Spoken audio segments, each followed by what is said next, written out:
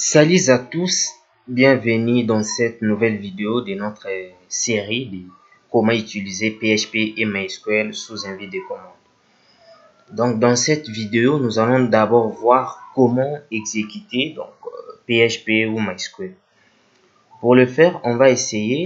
Donc, je fais Windows R, je cherche mon envie de commande. Donc, si vous ne savez pas comment le faire, vous n'avez qu'à faire avec votre méthode ancienne. Donc, cherchez CMD. L'envie de commande est là, vous l'exécutez. Donc, mon envie de commande est bien exécuté. Qu'est-ce qu'on va essayer de faire? Premièrement, on va essayer de faire PHP. Si on essaie PHP, vous voyez qu'on nous dit PHP n'est pas reconnu en tant que commande interne ou externe. Si j'essaie encore PHP, même un minuscule, vous voyez que ça me donne le même message.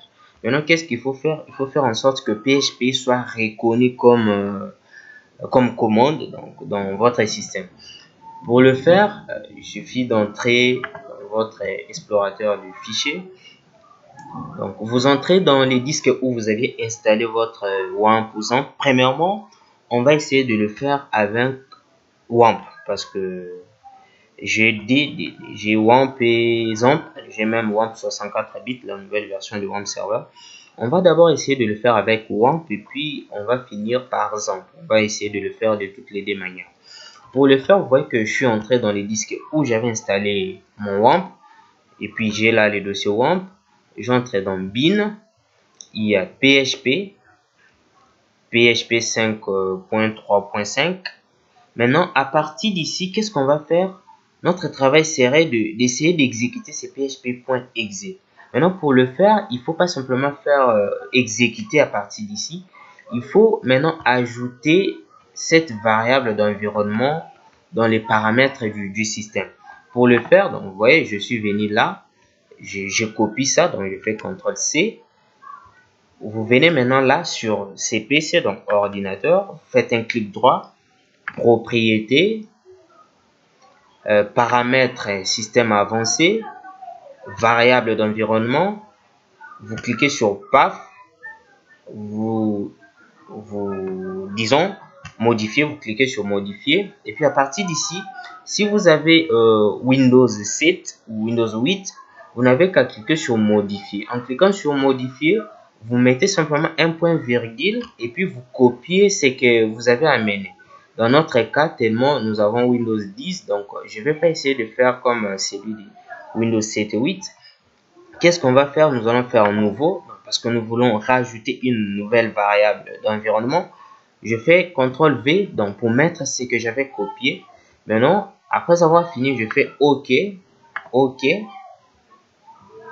et puis OK. Je ferme même cette fenêtre. Maintenant, qu'est-ce qu'il faut faire? On va essayer d'exécuter. Donc, jusque là, vous voyez que mon WAMP serveur n'est pas encore allumé. Il faut l'allumer. Je double-clique sur mon WAMP serveur et puis je l'allume. J'attends jusqu'à ce que ça soit vert. Parfait. Maintenant, mon WAMP est bien allumé. Qu'est-ce qu'il faut faire? Si je tente d'essayer maintenant à partir d'ici, PHP, je dois redémarrer ces trucs. Je n'avais pas redémarré, CMD. Si je fais PHP, vous voyez que ça ne me donne plus l'erreur. Pourquoi? Parce que je viens simplement d'ajouter cette variable d'environnement. Maintenant, PHP dans mon système est reconnu comme commande. Si par exemple, je vais exécuter un fichier, prenons que j'avais créé un dossier tuto parmi mes dossiers, donc je n'ai qu'à faire un petit glisser déposer vers mon éditeur.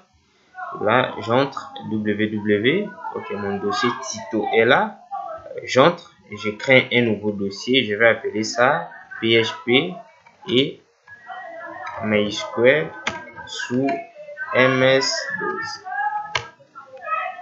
Parfait. Maintenant, j'avais déjà ouvert mon éditeur de texte, Sublime Text qui est là. Donc, j'essaye, je fais CTRL-K, CTRL-B pour afficher le sidebar ici. Maintenant, je prends mon dossier, je viens simplement je viens les déposer dans mon éditeur. Qu'est-ce que je vais faire? Je fais d'abord clic droit, je vais créer un fichier où on va essayer de l'exécuter sous envie de commande. Ce fichier va s'appeler test.php. Notre fichier est là. qu'est-ce qu'on va faire? Je mets la syntaxe pour exécuter les fichiers PHP. On va essayer de faire un petit écho. Salut les amis. J'enregistre. Maintenant, qu'est-ce qu'il faut faire? On va essayer d'exécuter ces fichiers-là. Nous rentrons dans notre envie de commande. Nous devons d'abord le fermer pour que ça reprenne très bien. Je fais Windows R. Je cherche CMD. Là, je l'ai exécuté. Maintenant, on va essayer d'accéder dans les dossiers qui contiennent notre fichier qu'on vient de créer. Donc, pour le faire, je crois que vous maîtrisez MS-DOS plus mieux que moi. Donc, sinon, vous n'avez qu'à chercher des tutoriels sur YouTube ou Google vous aidera avec certaines commandes sous MS-DOS. Donc là, je fais CD.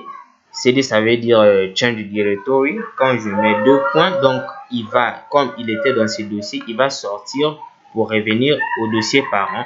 J'ai mis encore slash 2 points, donc il va sortir de là pour revenir ici. D'ici, il sort pour rentrer au disque. Donc, c'est parfait si vous avez compris. Je mets E parce que les disques où j'ai installé mes serveurs, donc c'est le disque E, mon disque d'installation.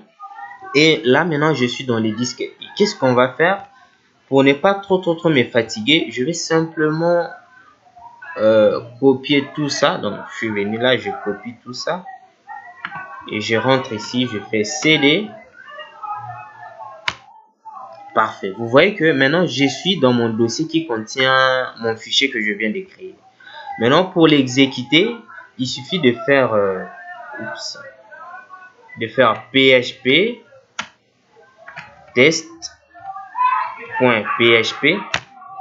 Vous voyez, ça affiche salut les amis, le texte que nous avons saisi ici quand nous avons fait notre écho.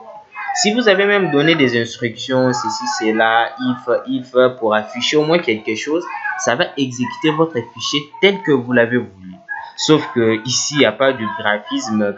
Si par exemple vous avez mis des H1 ou des balises HTML pour essayer un peu de styliser votre page, sachez-le bien que ici, ça ne va pas l'afficher. Pourquoi? Parce que ce n'est pas un truc graphique. C'est juste un console. Là, nous avons essayé d'exécuter notre fichier sous MS-DOS. Si vous avez plus de pratiques à vouloir le faire, je pense bien que cette vidéo vous a aidé. Je préfère qu'on en finisse là. Et je vous donne rendez-vous à la vidéo prochaine où on va essayer maintenant d'exécuter MySQL sous envie de commande. Si nous essayons juste pour voir, vous voyez que ça nous donne le même message que MySQL n'est pas reconnu en tant que commande interne ou externe. Merci pour votre attention. Si vous suivez la vidéo sur YouTube, n'hésitez pas de mettre un petit pouce bleu et puis commenter. Donc, s'il y a des commentaires ou des suggestions, vous n'avez qu'à commenter la vidéo et puis n'hésitez pas de partager.